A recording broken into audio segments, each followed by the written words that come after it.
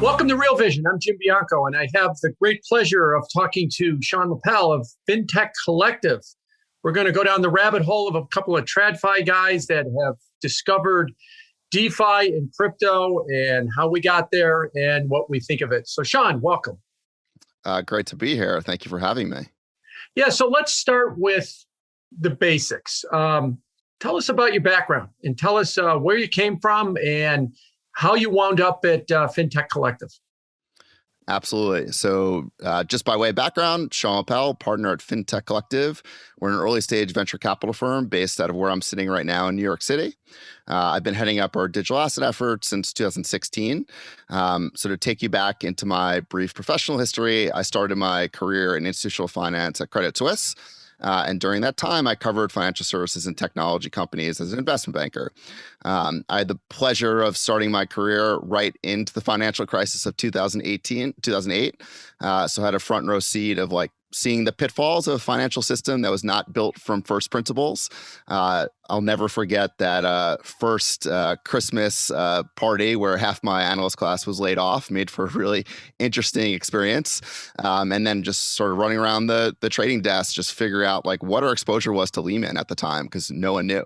And then, on the other side of that, just seeing the avalanche of sort of regulations that sort of the bank was facing, and just, former business lines that used to be profitable that in, a more regulated environment were no longer so.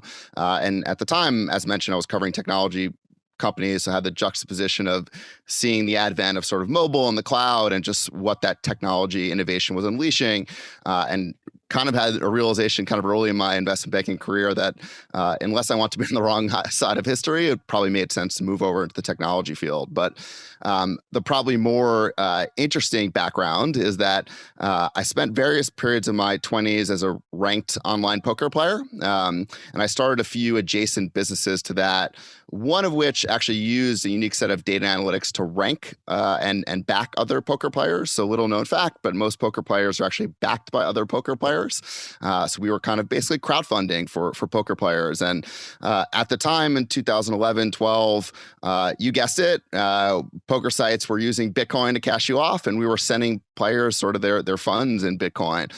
So really that was the genesis of my interest in sort of cryptocurrency. And I like to think of online poker as sort of like the first original metaverse. Now that term gets thrown around a lot, but it was the first sort of community where people were sitting anonymous. You kind of knew who their avatar was, but you didn't know who they might be in real life. And then for the last 6 years, I spent my time here at FinTech Collective, just getting schooled in the art of company building and institutional investing.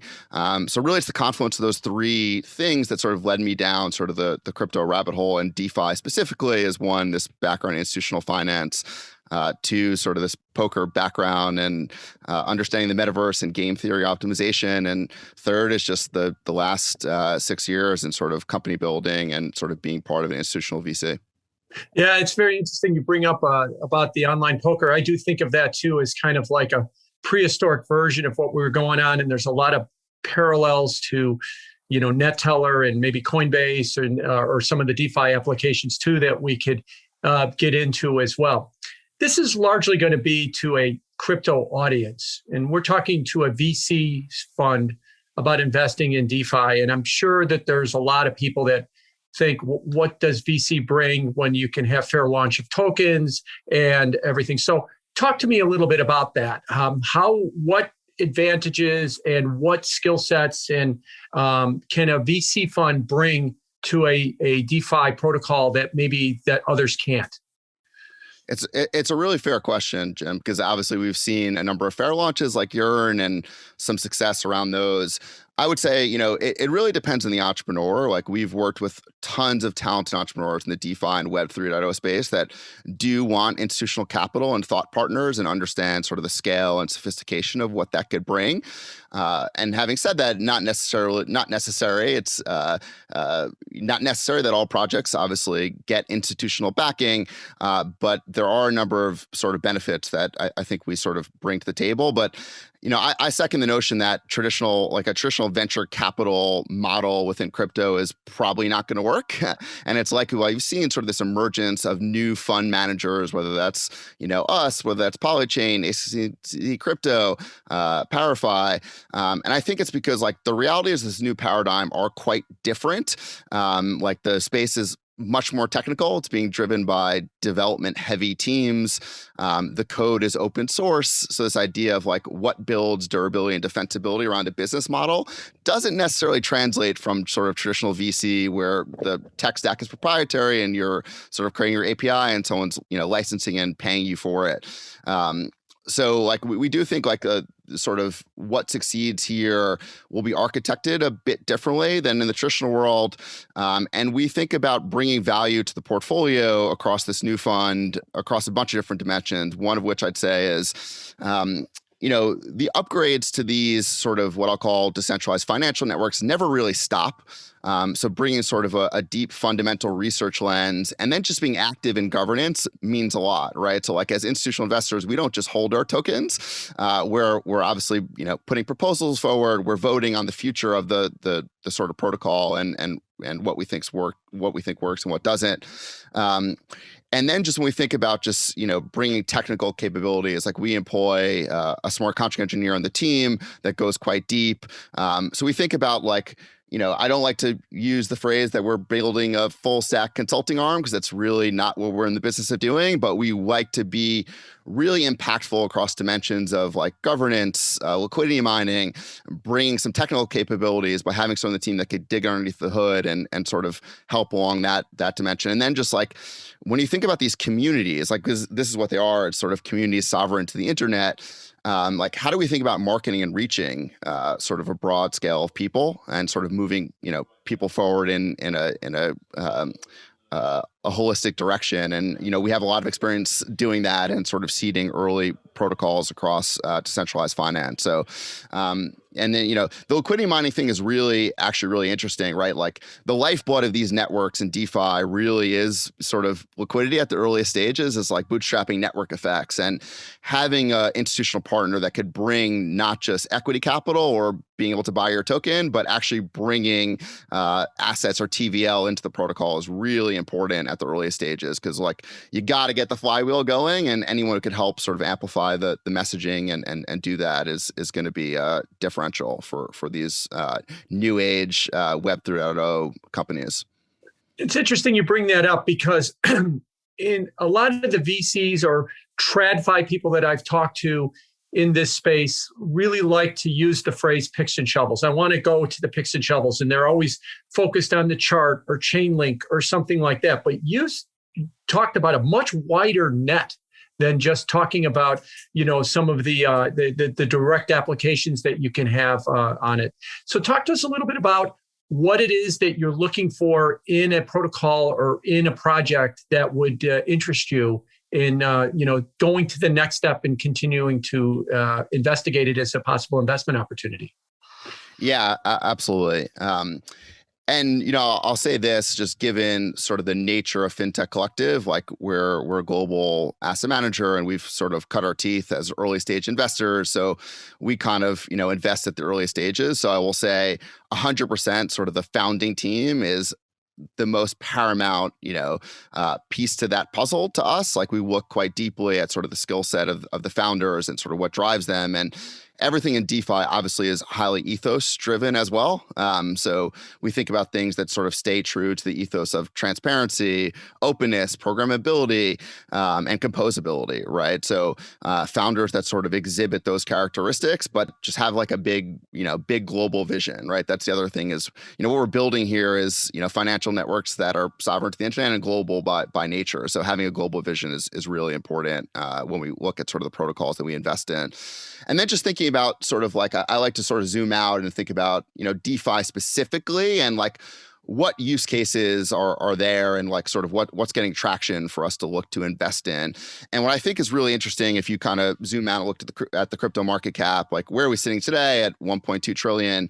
If you look at the top 10 protocols that have some semblance of product market fit, that's about 20 billion in total network valuation or market capitalization, whatever you want to call it within the space. And where are we seeing some early signs of green shoots and where things are having lasting effects? I'd really say it's across 4 dimensions that we look at as actionable right now. So the first is kind of decentralized exchanges. So Uniswap sort of leading that as sort of the flag bearer. But when we think about sort of the broader trading of, digital first assets, being able to do it in an open custodial matter where anyone could add a pair onto Uniswap, you could trade against it, there's no order book for a user, all that sort of complexity is abstracted, and I just move from one token to the other.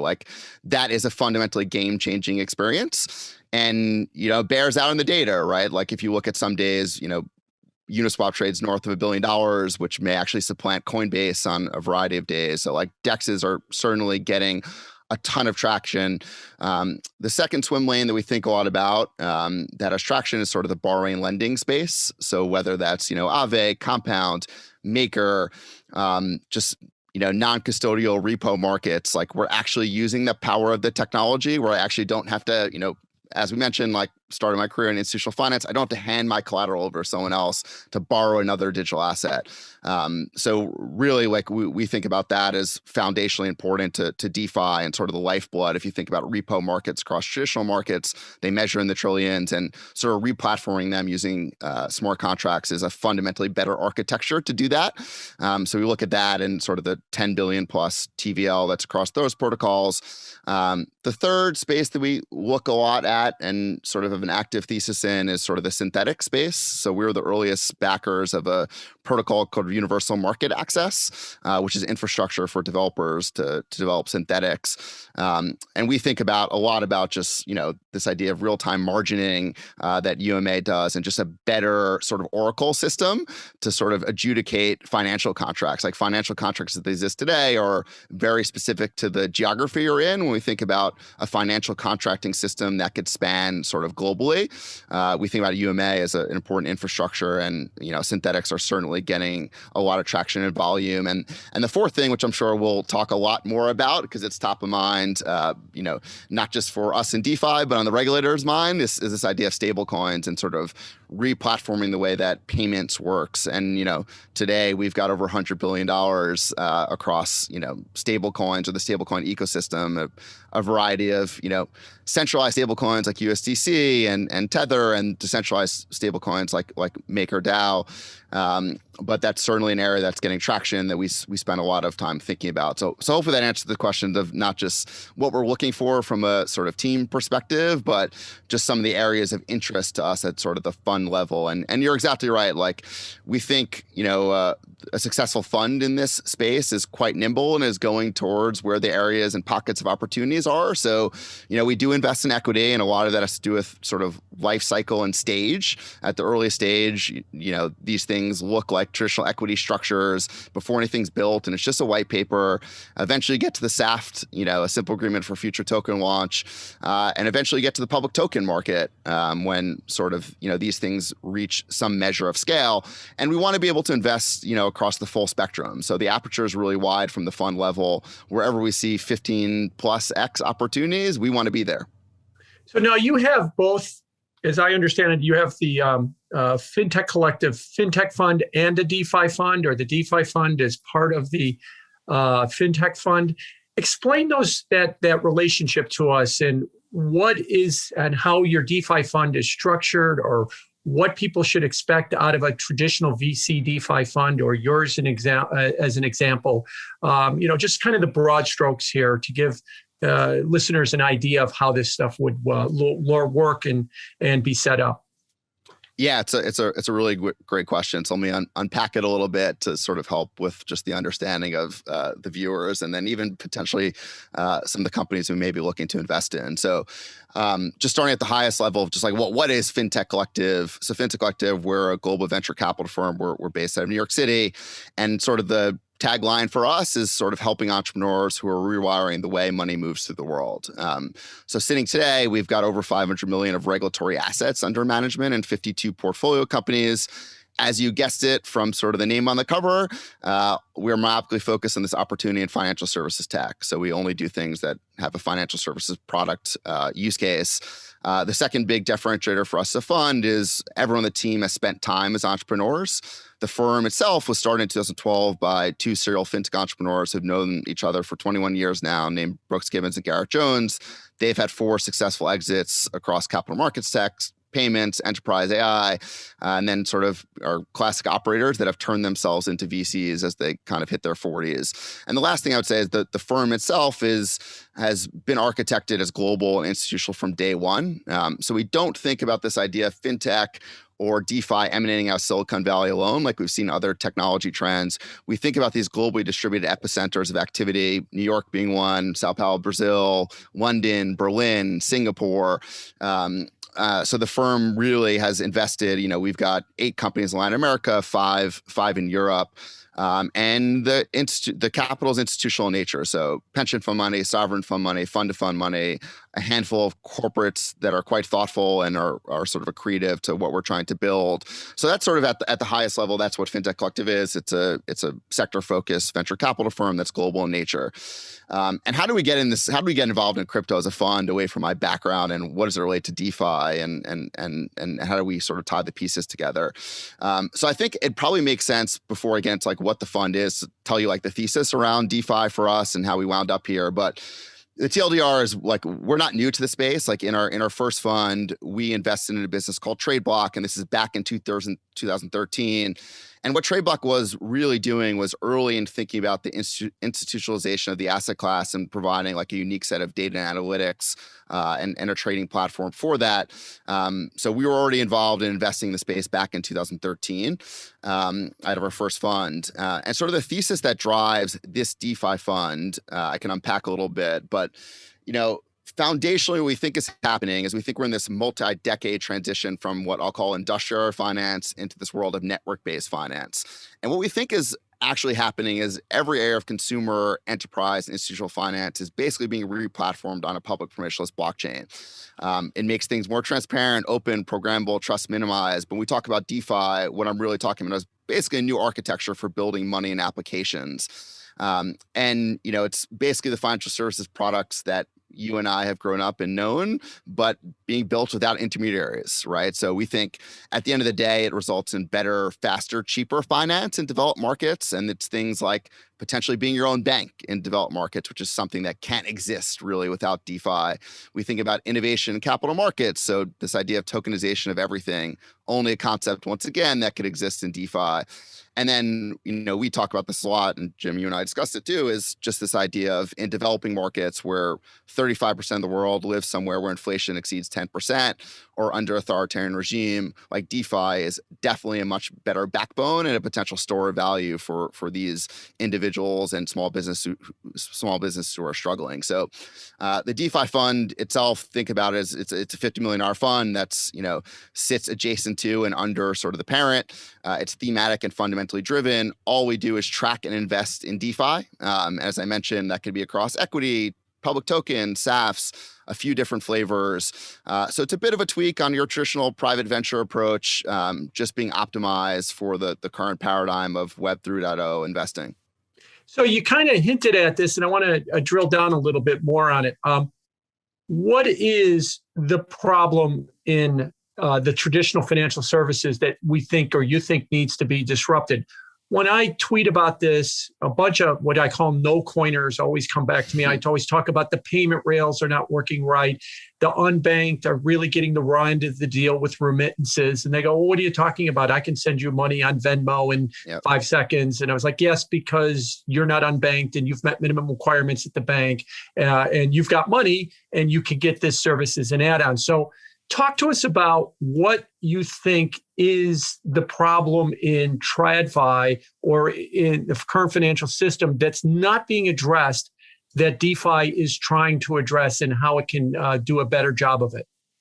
Absolutely. And I'm always open and transparent about this. Like I caveat it by, we are not there yet on sort of this roadmap to what I think the ultimate realization and vision of DeFi is. So I'll give you, it's a bit of the hand waving philosophical answer of where I think we can be. And we're making baby steps there. And candidly, I'm okay with the fact today, it's a mix of between very, crypto rich people who have made a lot of money off crypto who are using these DeFi services to start, and a mix of people who are unbanked in emerging markets. But, I don't think the parallel is that different from the early stages of the internet, and it was initially dismissed in the same way of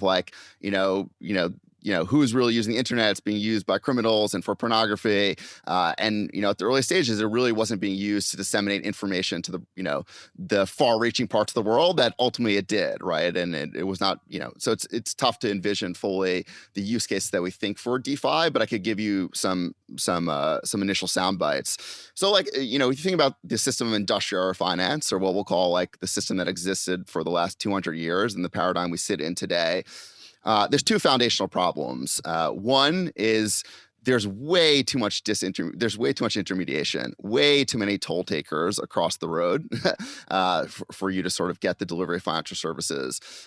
So we think about, things like insurance, where, what actually goes out to pay claims, only 65% of that is, money that's collected from premiums goes out to pay claims and insurance. The rest is for administration, reconciliation costs, and just goes to corporate profits, right? And then you think about just the current financial system hasn't served everyone else equally. So access is a huge problem, right? The broad set of access, me and you are fortunate enough to sort of get access to what I'll call sort of top tier private wealth type financial services. Middle America does not have access to that. Forget about even globally. Middle America today, 70% of people can't afford $1,000 emergency expense. So, the traditional financial services system has failed a lot of people in many ways. And FinTech is kind of the first step in sort of bridging that gap and making things better. But if you think about a global financial services system that's built fully without middlemen, that really is how we sort of get to a place where we're reaching sort of the 4 billion people who are underbanked across the world, 2 billion people who are completely unbanked. DeFi, in my book, really is sort of what I think the future backbone of financial services will be, or the future back end and middleware will be of financial services. And sort of obviously the front end experience will differ by where you sit. But foundationally, we're really trying to solve for this high amount of intermediation and costs, and the fact that there's not equality and an egalitarian amount of access for financial services across the world, and even in the US. Yeah, it's interesting you bring that up. I've tweeted out this image of a Western Union telegram money transfer from 1873, and it was for $300, and the cost was $9, so it was 3%. Remember, in 1873, they actually had to put $300 of coins and bills in a saddlebag and ride it to you on a horse. So you come to 2021, that same wire transfer is now 3% and still takes a couple of days to do. And it's in 150 years, the traditional financial system has had really no improvement in its tech. It's had improvement in its technology, but to the end user, nothing has changed in terms of not passing along any of those efficiencies or any of those costs. And I can definitely see what you're talking about, that the current financial system is just not evolving and reaching down to people. But let's pivot. You talked about the four big sectors: DEXs, borrowing, lending, synthetics, and stablecoins.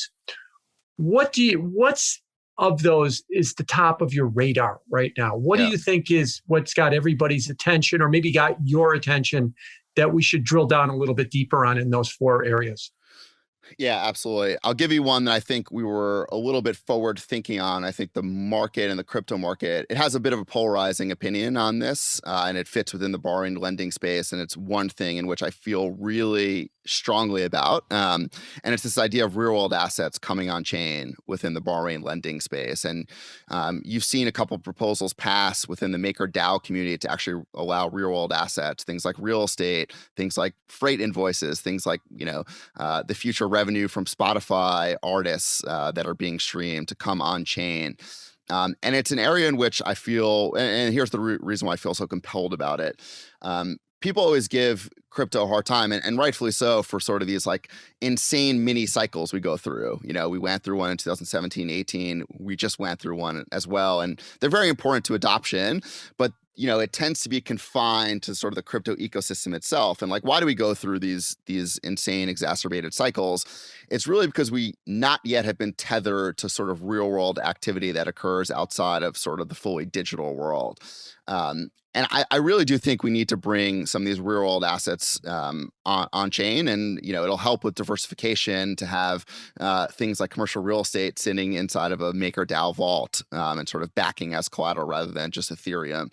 And like I said, it's polarizing. There's a lot of people who think like, let just crypto be crypto. Why do we have to sort of expand out the aperture into these real world assets? But MakerDAO is committed to it, Aave is committed to it, and we were sort of the earliest backers of a business called Centrifuge out of Berlin. That's sort of a smart contracting platform that helps sort of what I'll call do mini securitizations of NFTs of real world assets, and sort of collateralizes them and allows them to be securitized up. So we feel, I feel that sort of the time is now for this to happen. The infrastructure has now been built by Centrifuge. You have a lot of sort of asset originators that are bringing really unique assets on chain. And it goes back to the point once again of like broadening access. So we talk a lot about at FinTech Collective that, the traditional 60-40 portfolio is not going to do you well in the 2020s and beyond, right? And sort of the access that you and I may have and other sort of, high net worth individuals to sort of the broader set of art and commercial real estate, like the average person gets no exposure to that. But when you think about like what is blockchain super good at, it's really amazing at sort of aggregating demand and fractionalizing supply of sort of these real world assets and connecting with sort of this, mass retail demand.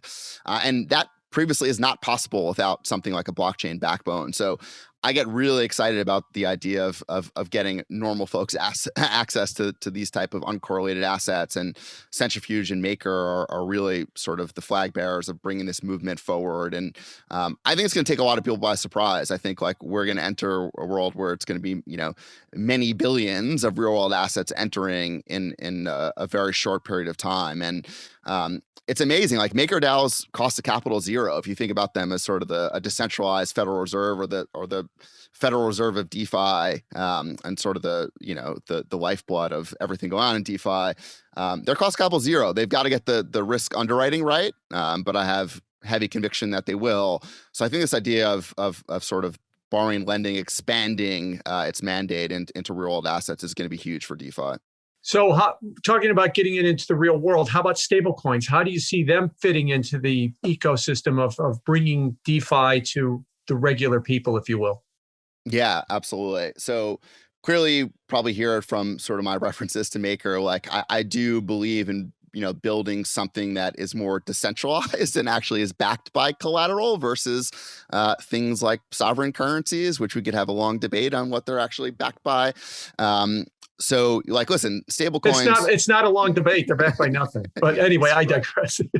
I've gotten into conversations with folks like, it's backed by the power of the military, the U.S. military. I'm like, okay, so if the dollar goes down, we're going to deploy our drones and nuclear arsenal. Like, so anyway, but I'm with you. We're in accordance on that.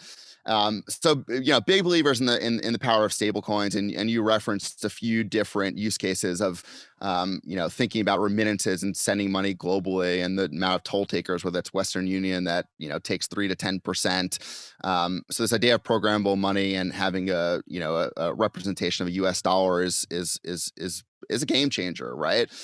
Having said that, and I'm sure this relates to the rest of the conversation you want to have around regulation, I think it's one of the first areas where sort of the government and the Department of Treasury is going to be quite draconian about, because in their mind, like if a representation or a U.S. dollar is not issued by a banking institution itself or the Federal Reserve, then is it really a U.S. dollar, right? And a lot of this has to do with control and maintaining control of sort of the monetary base and the currency supply. But yes, 100% a big believer in stable coins, and you're seeing in the mammoth growth, and just like you're seeing more pairs being traded not just against Bitcoin, but traded against stable coins, and stable coins have eclipsed sort of the $100 billion mark. So I think stablecoins are definitively here to stay. How hard is it going to be to solve the decentralization in stablecoins? To stick with this for a second, we've seen many examples of people trying algo stablecoins. The success rate is not very good. Ask Mark Cuban, as well. The obvious case is to do something like Circle or Tether with a trust, and then we can argue whether or not the trust is actually a trust. But what about getting to a fully decentralized stablecoin? How hard do you think that's going to be for the space to find one or two or many? Yeah. So I think, I'm very interested in the permutations of algo stablecoins we have seen from a bunch of different, like my game theory mindset and just everything around it. And for a while, like until they're fully backed, like they are built on Tokenomics in some ways, right? Like they are from the outset, and that's the honest truth. I think they're a very interesting thought experiment. I question all the time whether we fully need an algo stablecoin like that. I do think MakerDAO is our best bet at getting something that is fully decentralized, but you're hearing me reference it in the move from real world assets. Like what's sort of galvanizing Maker to bring real world assets in?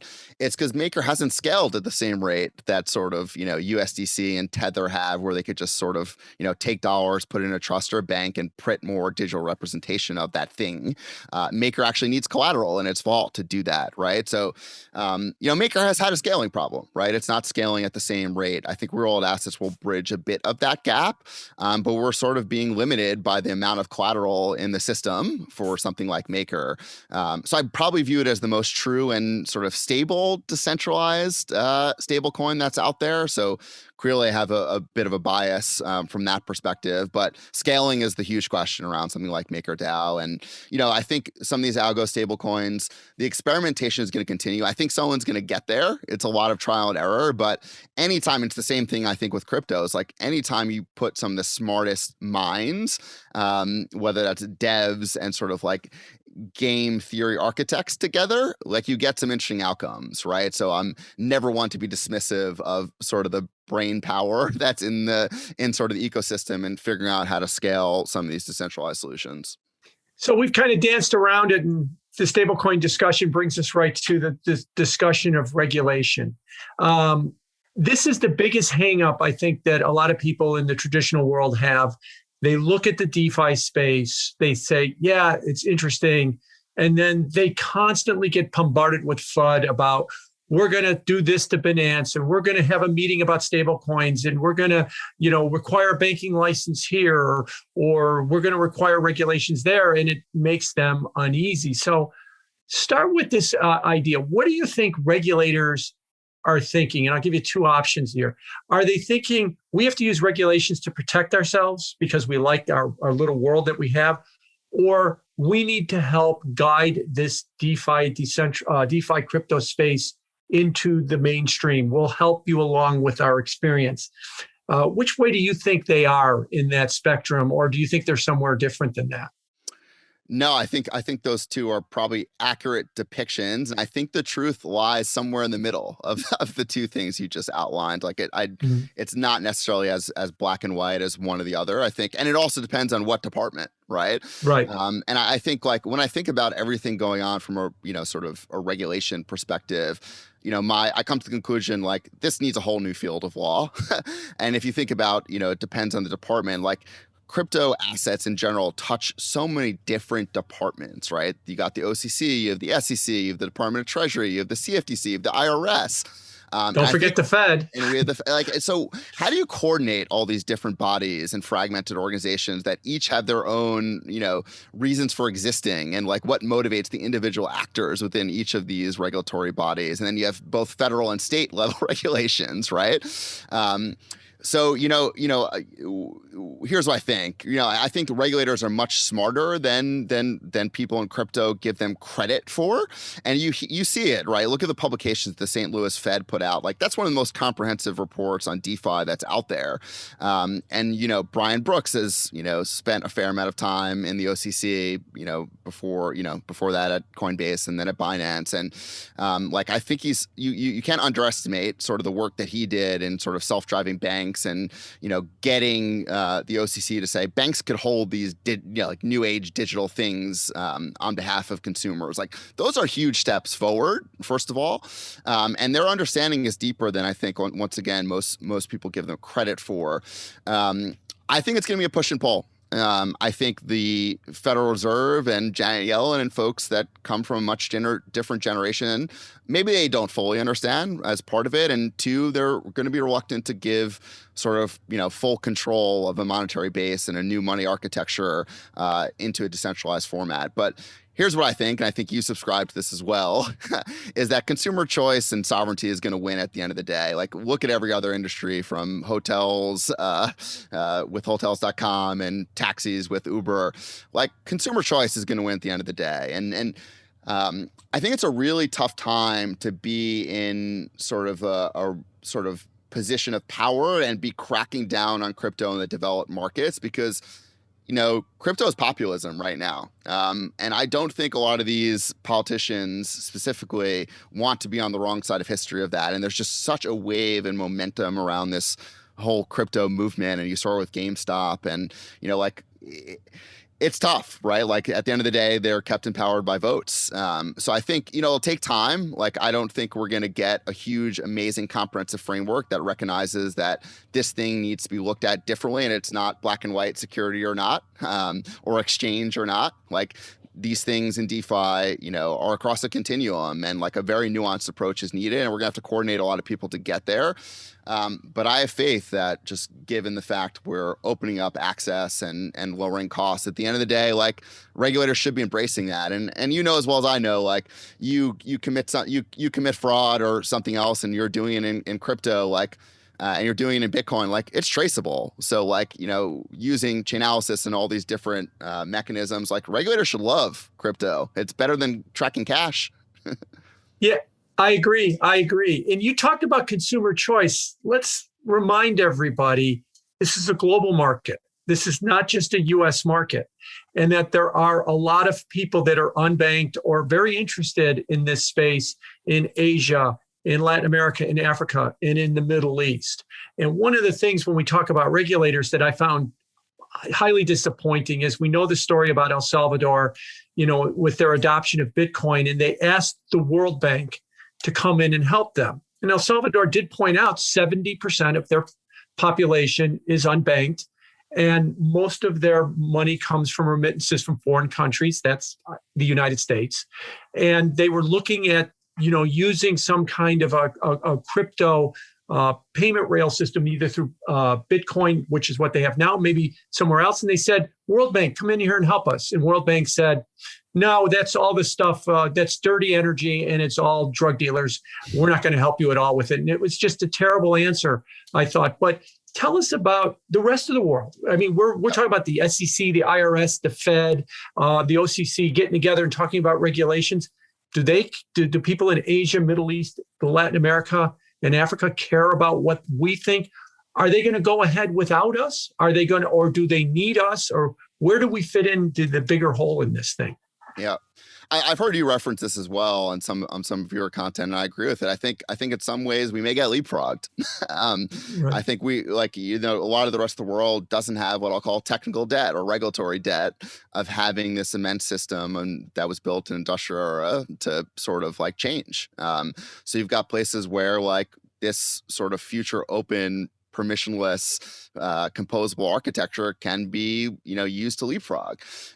So you kind of referenced El Salvador. Like there's a bunch of other places where sort of bright spots of crypto activity in sort of the emerging world. The Philippines is one where like latest estimation is like 15% of citizens are using some form of a digital wallet to sort of pay for utility bills and send money to others. And where these like once again similar statistics to El Salvador, where like over half the population is unbanked, right? So like this is a much better infrastructure to bank those individuals, right? Or a bank with operational overhead and branches can't service these people. They're not profitable, but on a sort of crypto architecture, they are. So, there's places like Colombia as well, which I find really intriguing. I sit on the board of a business called Minca, which is a real-time payments company in Colombia that uses a blockchain backbone to move money between banks. So think about, Zelle here, the ability to send money from Chase into Bank of America. It's the same concept, but they've built the architecture on blockchain. And guess what? They have a real-time ACH settlement before we do in the US. We still are not there yet, and Colombia is there. So yes, I think it's a fine line, and the regulators have to recognize like we're at risk of falling behind some of these other parts of the world that have come to embrace sort of crypto by necessity, right? It's because so many of these folks are underbanked, but it's still too challenging to be a small business or a poor individual across so many parts of the world, and we're not there yet, right? A lot of the infrastructure has just been built, but here's one other use case I think a lot about for something like UMA, and it dates me back to sort of the white paper, and we first made the investment in universal market access.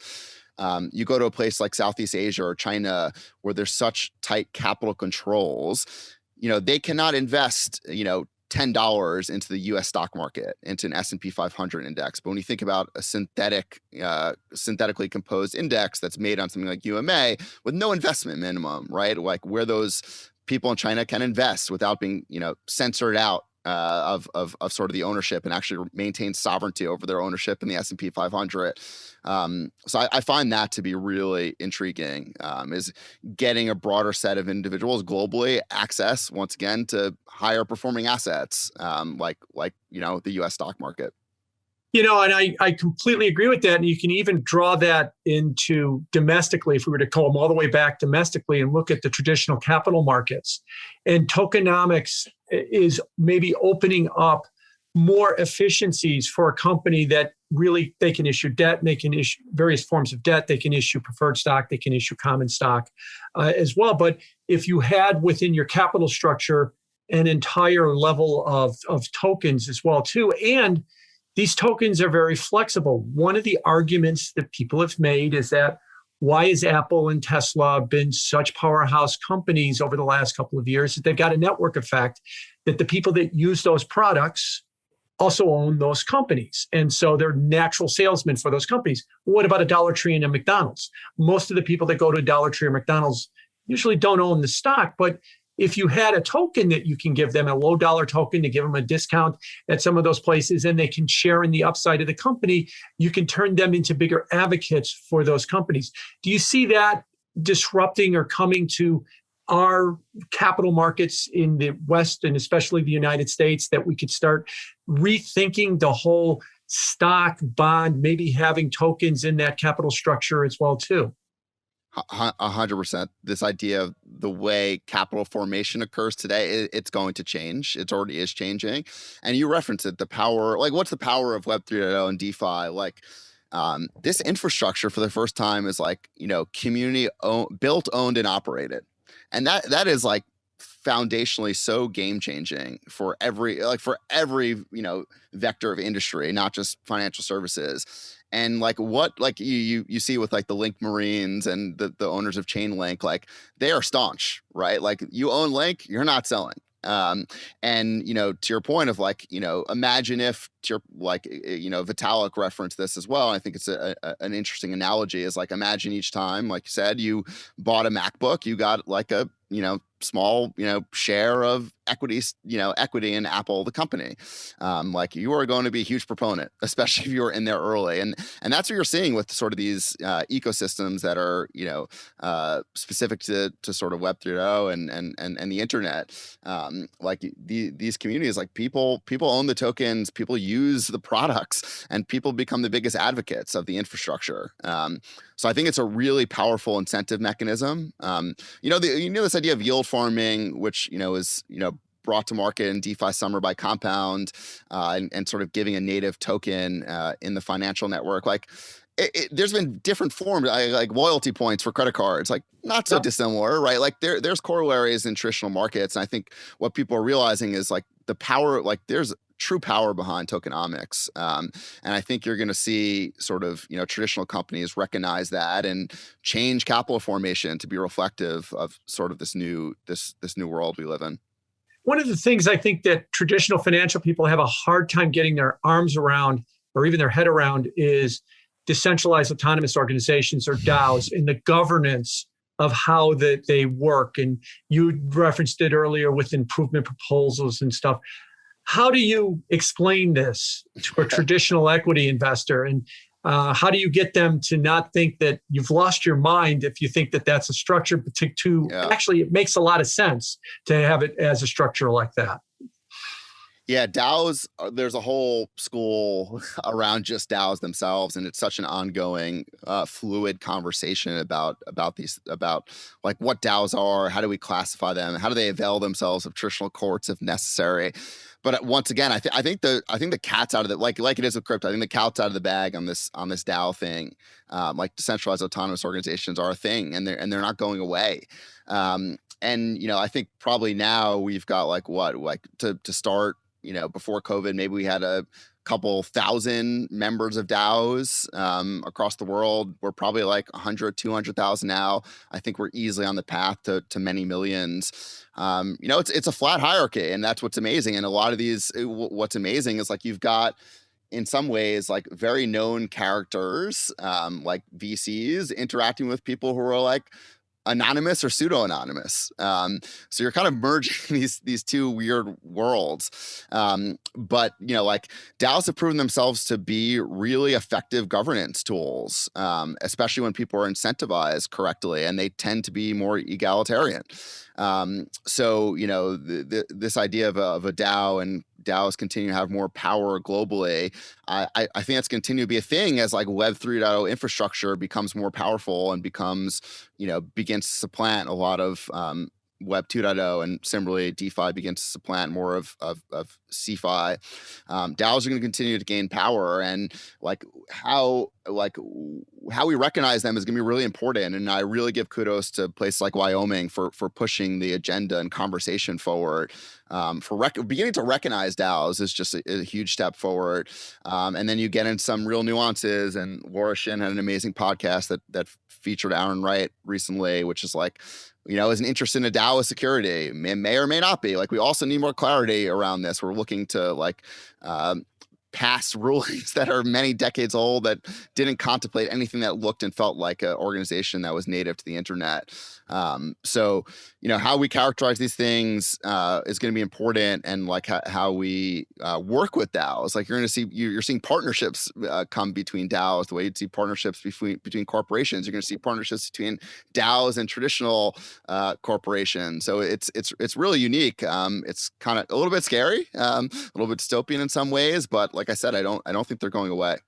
Yeah, you hinted at it there a little bit with the regulation, that the regulatory framework, whether we're talking about antitrust or anything else, is really pounding a square peg into a round hole. Those were written for a different type of era and a different type of way capital markets work than now, and that instead of trying to force the crypto DeFi world into those old regulations, you're 100% with Wyoming, starting to rethink it from scratch and start it with a whole new set of regulations. And you also hinted at, partnerships.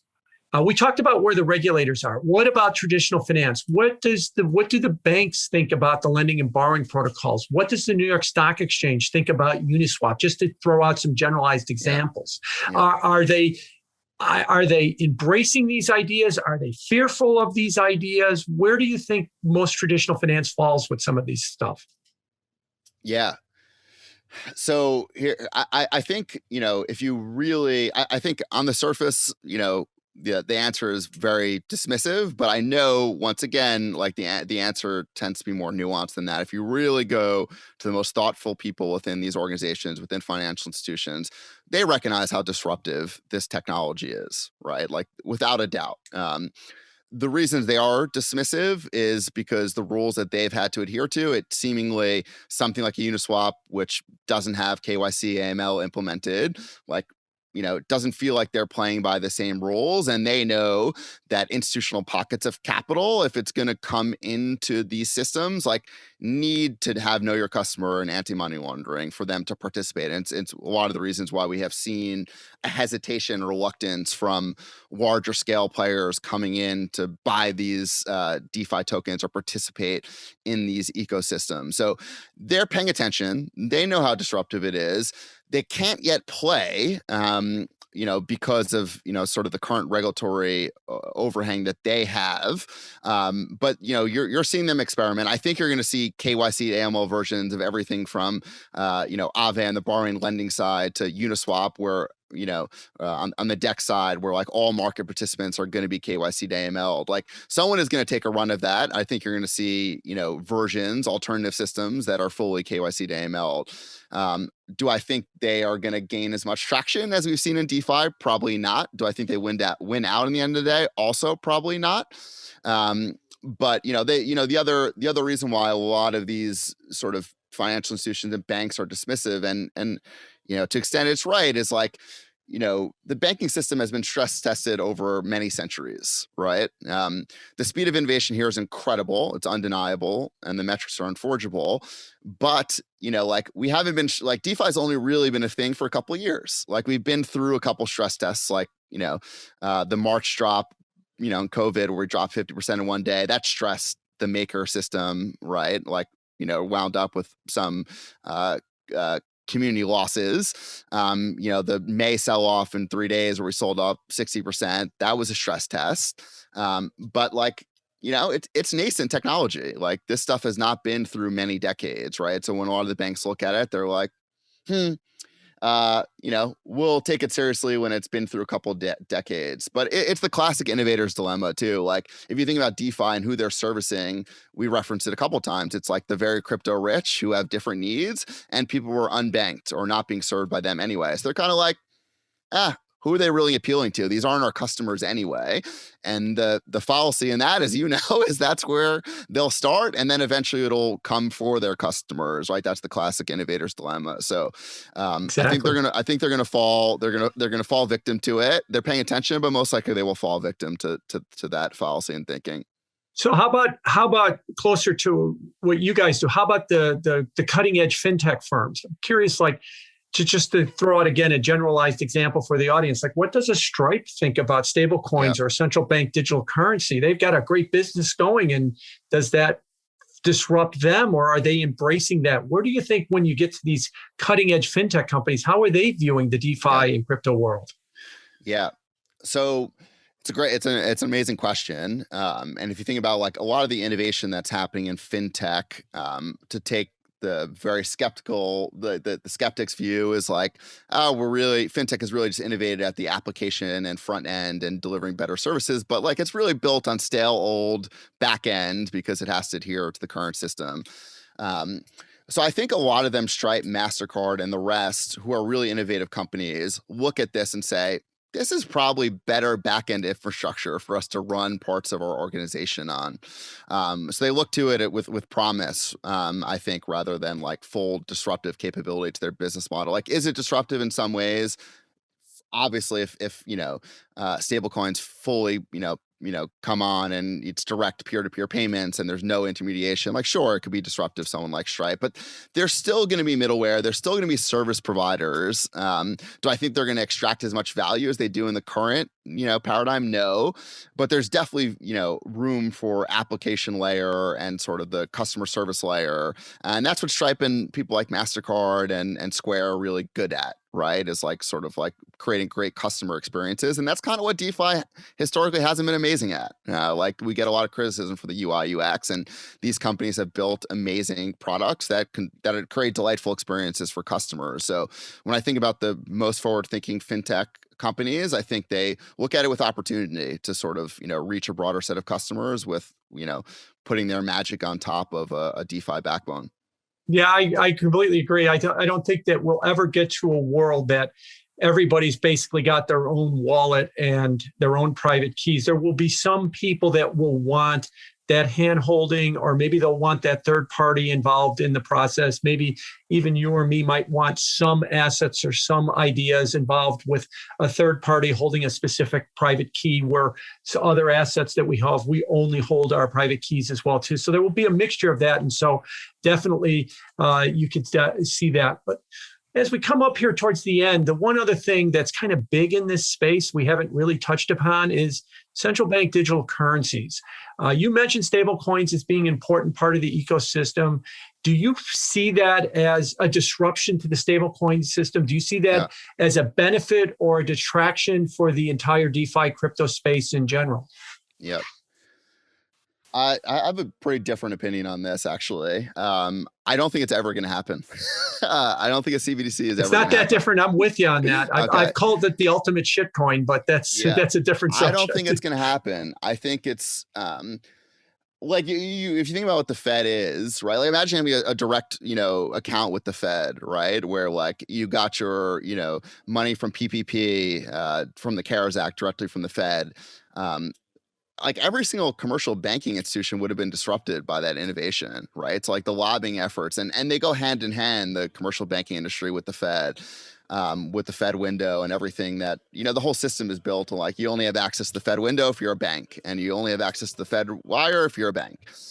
I can't imagine the pushback is going to be crazy from the commercial banks for something like a CBDC. I think it's just overlooked that people just, the Fed talks about a lot because they see China doing it. But China is the private and public sector are merged in a way that it's not in the US. So I think the construct of China allows for a CBDC in a way that the US is not going to get to. And I just don't see, like, as long as the US is a reserve currency, once again, innovator's dilemma, I just don't think the US is going to disrupt itself where everything, like world commodities, everything is being priced in the US. Let's rush to get the CBDC thing out. So I think if it happens, like, Powell and everyone is, dragged into it because they have to and are being forced to do it.